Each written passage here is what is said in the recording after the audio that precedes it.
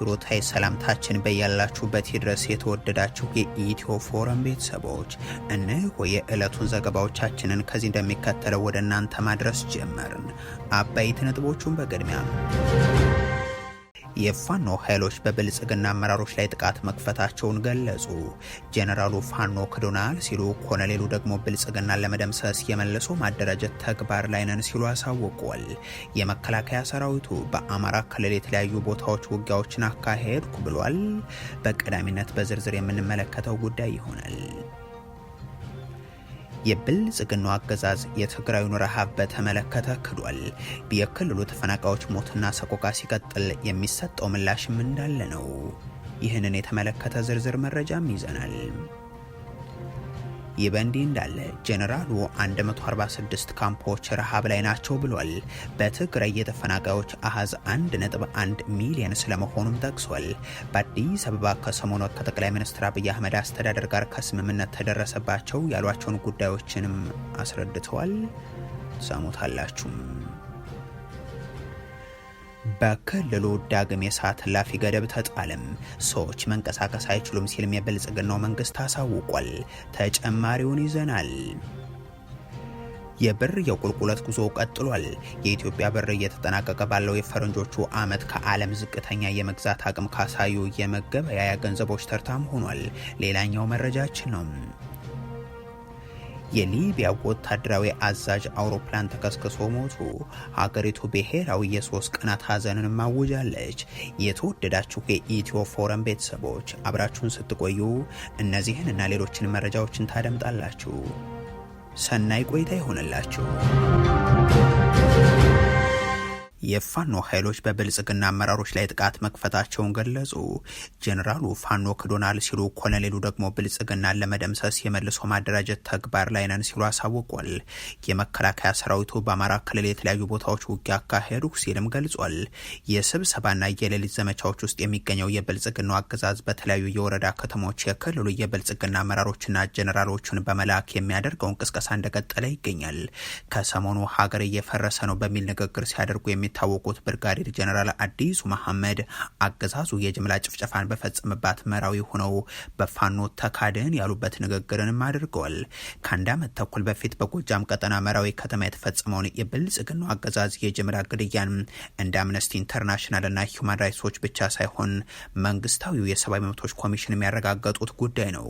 ከ80 በላይ የሚሆኑ የከተማ ነዋሪዎች እድሜያቸው ከ8 እስከ 75 የሚሆኑት ቤት ለቤት በአገዛዙ ሰራዊት የተገደሉ አስከሬናቸውን መንገድ ላይ ተነስንሶ በሳተላይት ምስሎች እንደ ቢቢሲ ያሉ በዓለም አቀፍ የመገናኛ ብዙሃን የተዘገቡላት ከተማ ናት መራዊ።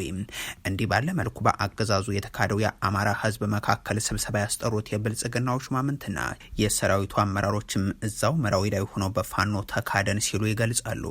ይህንን ታጣቂ ኃይል ትጥቅም ቀበቶ ማስፈቱት ተብለው ከተላኩ ወታደራዊ አዛዦች መካከል ብርጋዴር ጄኔራል አዲሱ መሐመድ የአማራ ፋኖ ክዶናል፣ ህዝቡ ካልታገለው ሰላም አይመጣም የሚል ንግግር ነው ያደረጉት።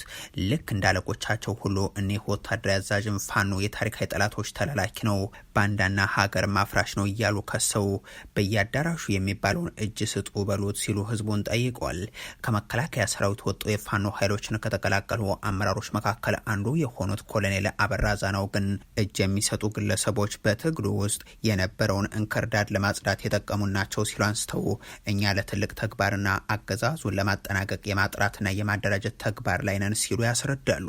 አንደኛ ማጥራት እያደረግን ነው። ሁለተኛ መልሶ ማደራጀት ስራ እየሰራ ነው። በሶስተኛ ደረጃ ስልጠናዎችን ከታች እስከ ላይ ያለውን የማስተማር የማሰልጠን ሁኔታዎችን እያደረግን ያለን። ጠላት የተለያየ እንቅስቃሴ እያደረገ ነው። የውጊያ ሁኔታችን ቀን በቀን እያደገ ጥሩ ፕሮግረሲቭ እየሰጠን ያለንበት ሁኔታ ላይ ነው ያለን። እኛ አንድ ስንሆን ሁሉም ነገር በአንዴ የሚያልቅና የሚጠናቀቅበት ሁኔታ ቅርብ ጊዜ ነው የሚሆን። በአማራ ክልል እንዲህ በሁለቱም ወገን በኩል የሚነገርለት ውጊያ አሁንም እንደቀጠለም ይገኛል። ከሁለት ቀናት በፊት የፋኖ ኃይሎች በሰሜን ሸዋ ዞን ቀወት የአንድ የወረዳ አመራርን ከነሹፌራቸው መግደላቸው የሚታወስ ሲሆን አሁንም በክልሉ አመራሮች ላይ የሚያደርሱትን ጥቃት መቀጠላቸውን አሳውቋል። አሁን ደግሞ የሀርቦ ወረዳ የጸጥታ አመራር ላይ ተመሳሳይ ጥቃት ማድረሳቸውንም ይፋ አድርገዋል። ከዚህም ባሻገር በዛው በወሎ ቀጠና ከወግዴ ወደ መካነ ሰላም በመጓዝ ላይ የነበሩ ሌሎች የብልጽግና አመራሮች ላይ ጥቃት መከፈቱ ተሰምቷል። ተገልጿል። በዚህ ጥቃት የደረሰው ጉዳት በውል ባይታወቅም የቆሰሉ አመራሮች እንዳሉ ግን ታውቋል።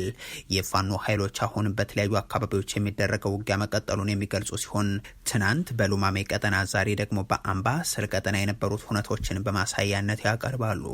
በምዕራብና ምስራቅ ጎጃም ከደንበጫ እስከ ማቻከል የድሮን ቅኝቶች ሲከናወኑም ነው የዋሉት። የብልጽግናው አገዛዝ በተመሳሳይ በተለያዩ ስፍራዎች ላይ ውጊያ ላይ ነኝ የሚለውን ነው የሚገልጸው። የሌትናንት ጀነራል መሐመድ ተሰማው የምስራቅ እዝም በጎጃም ቀጠና ከ360 በላይ የክልሉ ወጣቶችን ደመሰስኩ ያለበትን ሪፖርት ነው ያወጣው።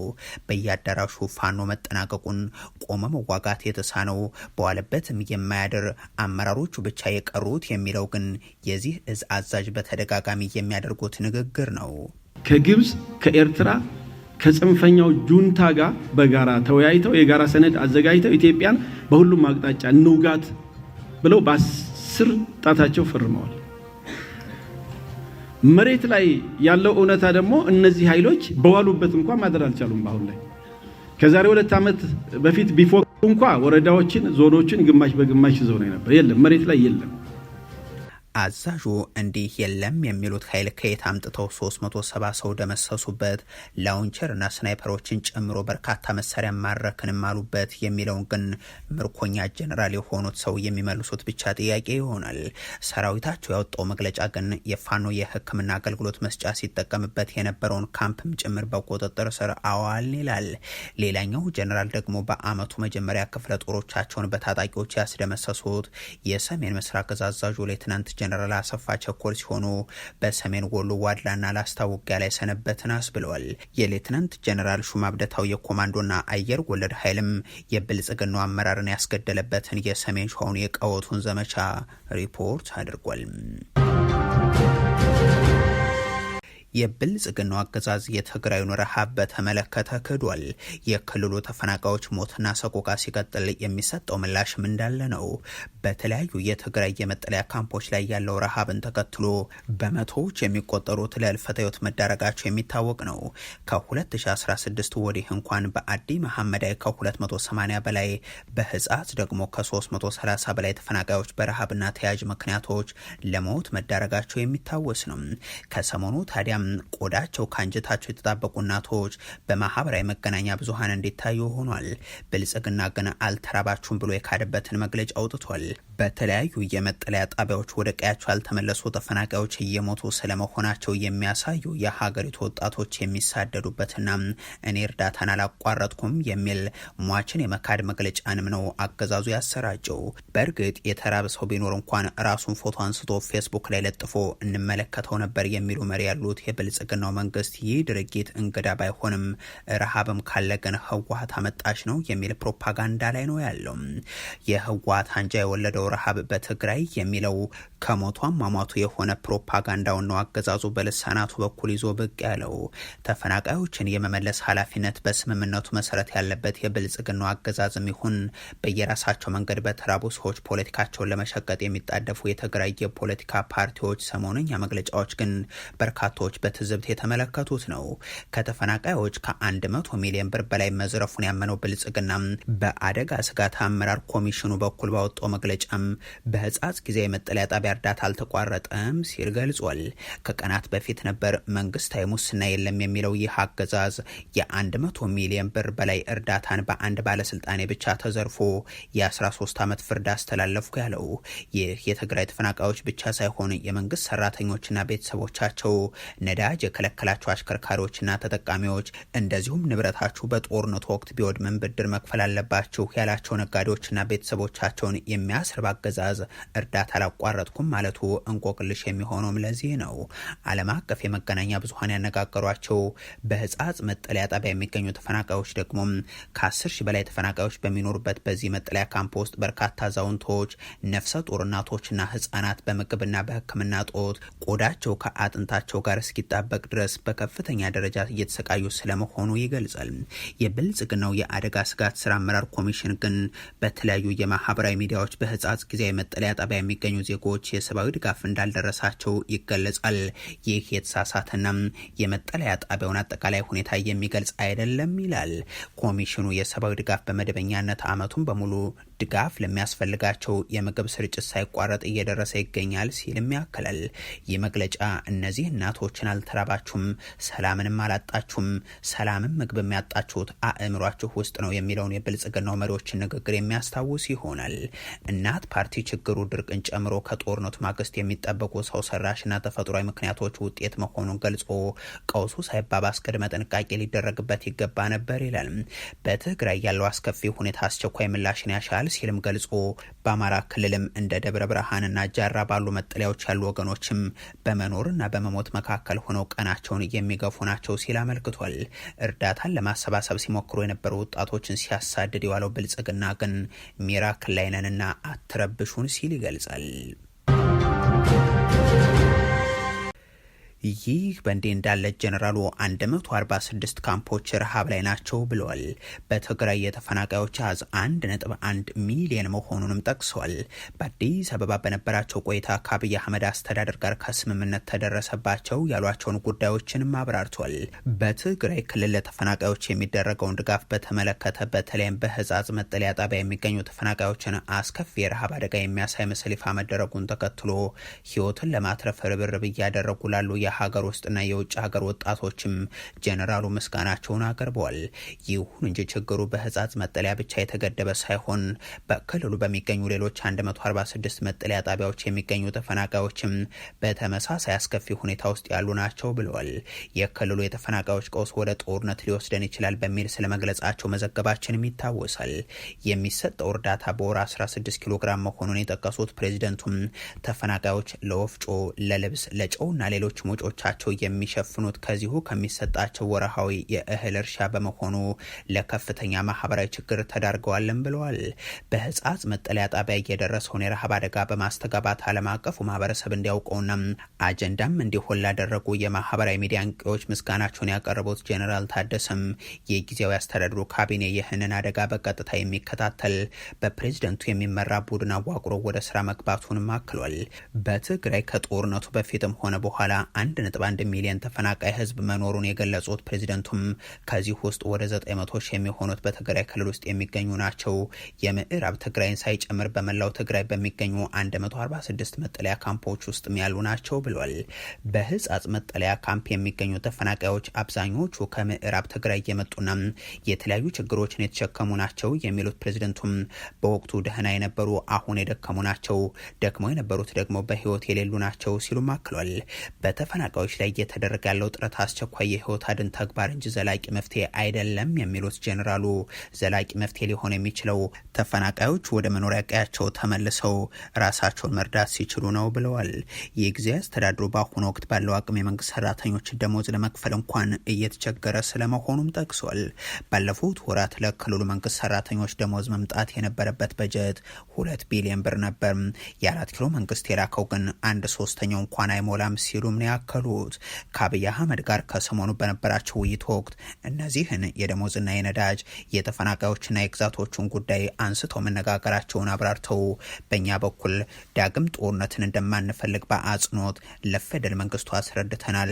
ከእነርሱ በኩልም ተመሳሳይ ስምምነት ነው ያለው።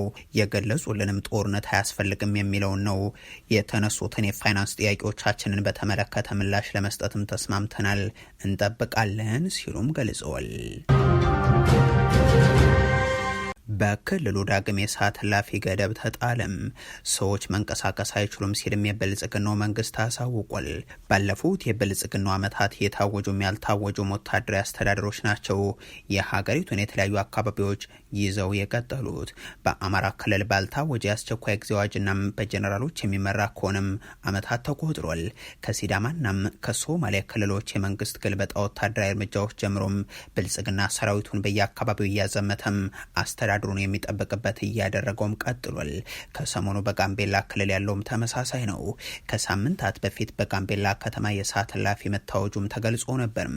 ያ ያመጣው ለውጥ ሳይኖር ይህ አዋጅ መነሳቱ አሊያም መቀጠሉም ሳይገለጽ ዛሬም ሌላ የሰዓት እላፊ መጣሉ ተገልጿል። በክልሉ የሚደረገው ግጭት አሁንም እንደቀጠለም ይገኛል።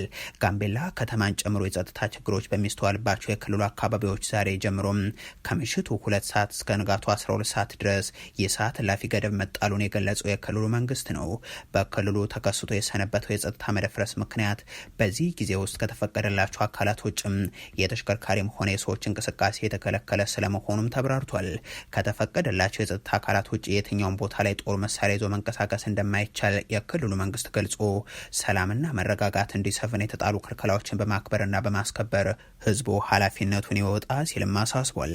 የጋምቤላ ከተማ ፖሊስ ጽህፈት ቤት አዛዥ የነበሩት ዋና ኢንስፔክተር ኡመዱ ጁሎ መገደላቸውን ተከትሎ የሚሆን ከዛ አስቀድሞ በከተማና በአካባቢው ወረዳዎች የተቀሰቀሰው ግጭትና የተኩስ ልውውጥ የሰው ህይወትና ንብረት ላይ ጉዳት አስከትሏል። የተባበሩት መንግስታት የስደተኞች ኮሚሽን ደግሞ በዚህ የጸጥታ ቀውስ ሳቢያ በጋምቤላ ክልል የሚገኙ ስደተኞች ኢላማ ተደርገዋል፣ በማህበራዊ ሚዲያም እየተሰራጨባቸው ያለው መረጃ አሳሳቢ ደረጃ ላይ ደርሷል፣ በዚህ ምክንያት በጸጥታ ጦቱም ሳቢያም እርዳታ ተቋርጧል ብሎ ነበር። ሰላም የጠፋው ጭንቅላታቸው ውስጥ ነው የሚለው የ4 ኪሎ አስተዳደር እስካሁን በጉዳዩ ዙሪያ ያለው ነገር ባይኖርም የጋምቤላ ወኪሉ ግን የአስቸኳይ ጊዜ አዋጅ ታውጇል ብሏል። የብር የቁልቁለት ጉዞ ቀጥሏል። የኢትዮጵያ ብር እየተጠናቀቀ ባለው የፈረንጆቹ ዓመት ከዓለም ዝቅተኛ የመግዛት አቅም ካሳዩ የመገበያያ ገንዘቦች ተርታም ሆኗል። ብልጽግና የሀገሪቱ የምጣኔ ሀብት ፖሊሲ ለና IMF ከሸጠ ጊዜ አንስቶም የብር የመግዛት አቅም የቁልቁለት ጉዞ እንደቀጠለ ይገኛል።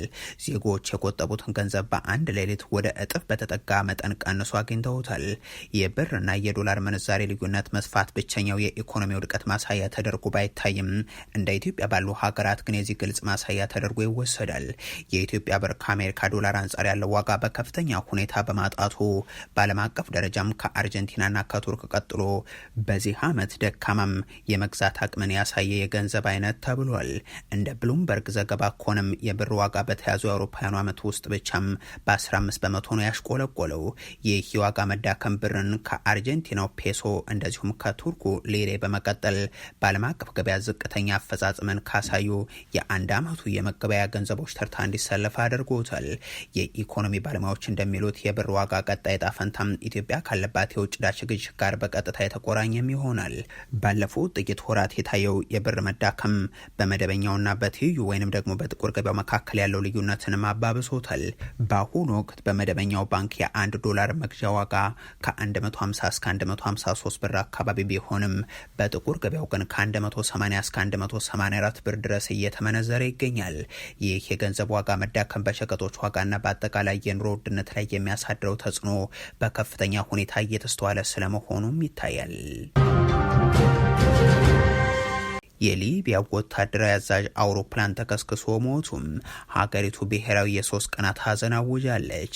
ሊቢያ በቱርክ ዋና ከተማ አንካራ አቅራቢያ በደረሰ አውሮፕላን አደጋ ህይወታቸውን ላጡት የጦር አዛዧና ሌሎች 4 ከፍተኛ ወታደራዊ ባለስልጣናትም የ3 ቀናት ብሔራዊ ሀዘንን አውጃለች።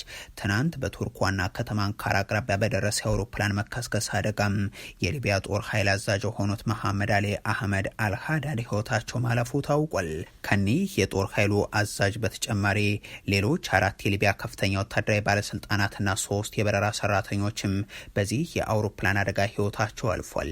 ይህንን ተከትሎም የሊቢያ ብሔራዊ አንድነት መንግስት የ3 ቀናት ብሔራዊ ሀዘንን አውጇል። ወታደራዊ መሪው ከቱርክ ርዕሰ መዲና አንካራም በፋልከን 50 ጄት ተሳፍረው መጓዝ ከጀመሩ ከ42 ደቂቃ በኋላም ከአውሮፕላኑ የሚተላለፍ ሲግናል መቋረጡን የቱርክ የሀገር ውስጥ ጉዳይ ሚኒስትር ተናግሯል። ወደ ትሪፖሊ የተጓዘ የነበረው አውሮፕላን ሲግናሉ ከመቋረጡ በፊት በድንገተኛ አደጋ ሳቢያ ለማረፍ መገደዱን መረጃዎች ወጥተዋል። ብዙም ሳይቆይ በደቡብ ምዕራብ አንካራ የአውሮፕላኑ ስብርባሪ ተገኝቷል። የአደጋው መንስኤ እየተጣራ ነውም ተብሏል። ቱርክና ሊቢያ ጠንካራ ፖለቲካዊ፣ ወታደራዊና ምጣኔ ሀብታዊ ትስስር ያላቸው ሀገራት እንደሆኑም ይታወቃል። የተወደዳችሁ የኢትዮ ፎረም ቤተሰቦች ለዛሬ ያሉን መረጃዎች ይህንን ይመስሉ ነበር።